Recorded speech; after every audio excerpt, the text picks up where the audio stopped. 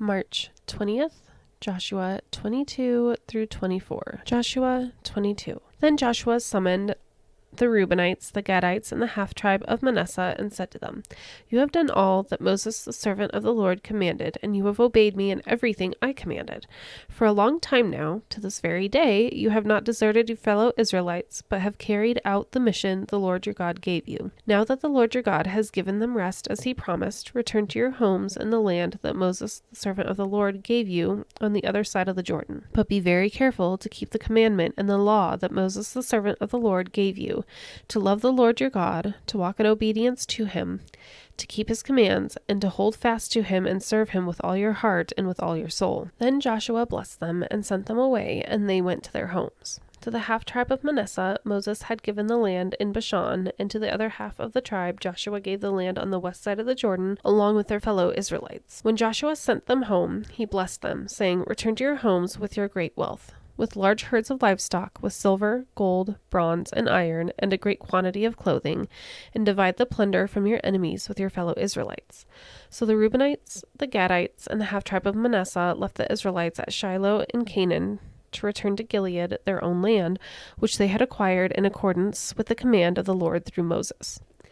When they came to Galiloth, near the Jordan, in the land of Canaan, the Reubenites, the Gadites, and the half-tribe of Manasseh built an imposing altar there by the Jordan. And when the Israelites heard that they had built the altar on the border of Canaan at Galiloth, near the Jordan, on the Israelite side, the whole assembly of Israel gathered at Shiloh to go to war against them. So the Israelites sent Phinehas, son of Eleazar, the priest, to the land of Gilead, to Reuben, Gad, and the half-tribe of Manasseh.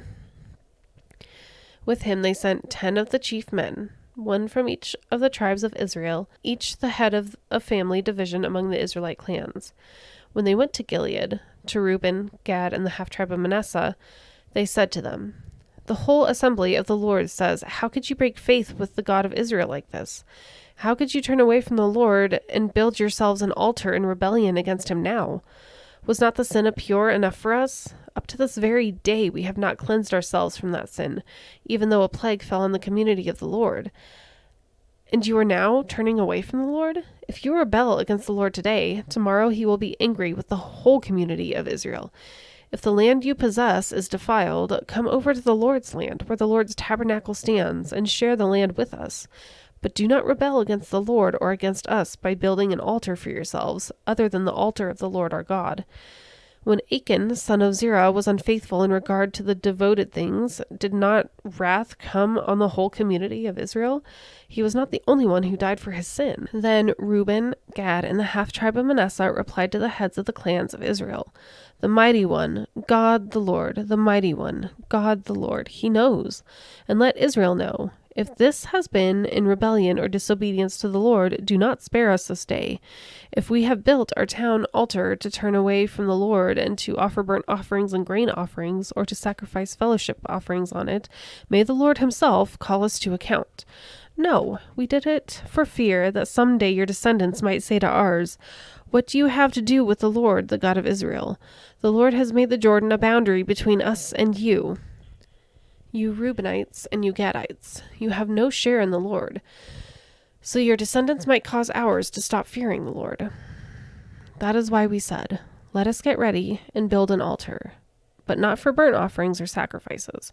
On the contrary, it is to be a witness between us and you and the generations that follow, that we will worship the Lord at his sanctuary with our burnt offerings, sacrifices, and fellowship offerings. Then in the future, your descendants will not be able to say to ours, You have no share in the Lord. And we said, If they ever say this to us or to our descendants, we will answer, Look at the replica of the Lord's altar, which our ancestors built, not for burnt offerings and sacrifices, but as a witness between us and you.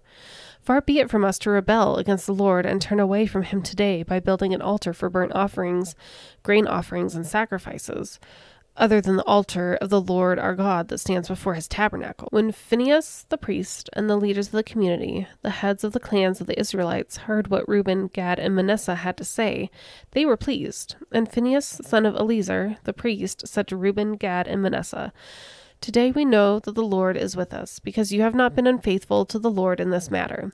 Now you have rescued the Israelites from the Lord's hand. Then Phinehas, son of Eleazar, the priest, and the leaders returned to Canaan from their meeting with the Reubenites and Gadites in Gilead and reported to the Israelites. They were glad to hear the report and praised God. And they talked no more about going to war against them to devastate the country where the Reubenites and the Gadites lived. And the Reubenites and the Gadites gave the altar this name, a witness between us that the Lord is God. Joshua 23. After a long time had passed, and the Lord had given Israel rest from all their enemies around them, Joshua, by then a very old man, summoned all Israel, their elders, leaders, judges, and officials, and said to them, I am very old. You yourselves have seen everything the Lord your God has done to all these nations for your sake. It was the Lord your God who fought for you. Remember how I have allotted as your inheritance for your tribes all the land of the nations that remain, the nations I conquered between the Jordan and the Mediterranean Sea in the west. The Lord your God himself will push them out for your sake. He will drive them out before you, and you will take possession of their land as the Lord your God promised you.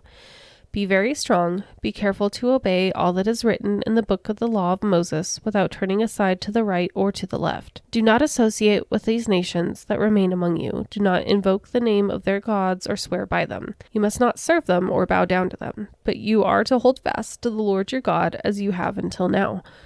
The Lord has driven out before you great and powerful nations.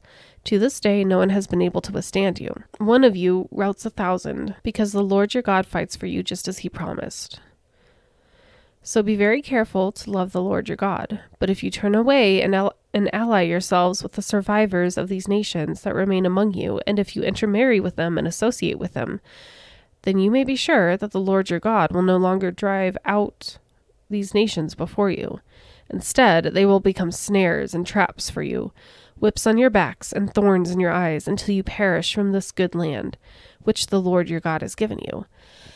Now, I am about to go the way of all the earth. You know with all your heart and soul that not one of the good promises the Lord your God gave you has failed.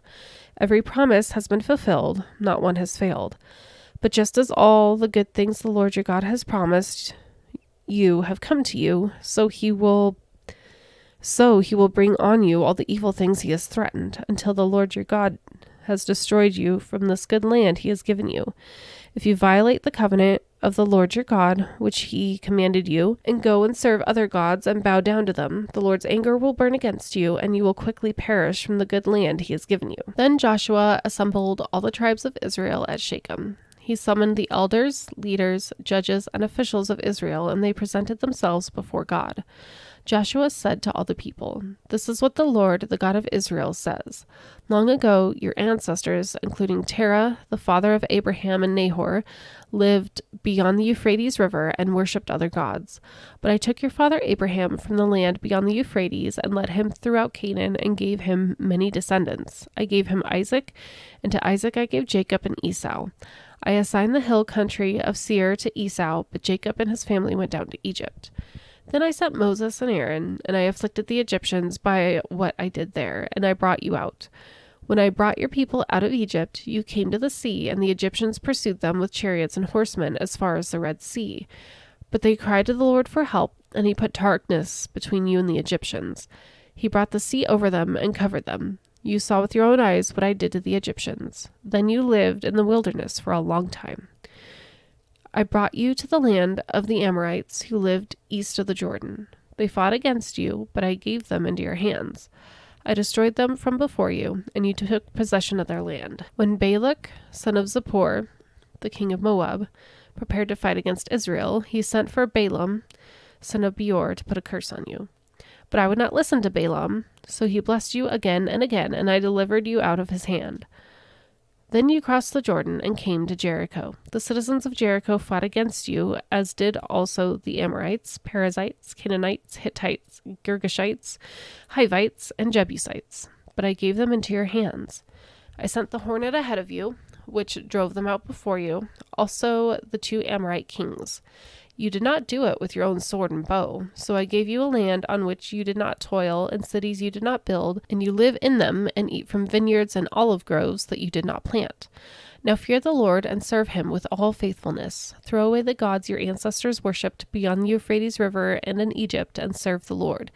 But if serving the Lord seems undesirable to you, then choose for yourselves this day whom you will serve, whether the gods your ancestors served beyond the Euphrates, or the gods of the Amorites, in whose land you are living. But as for me and my household, we will serve the Lord." Then the people answered, "Far be it from us to forsake the Lord to serve other gods.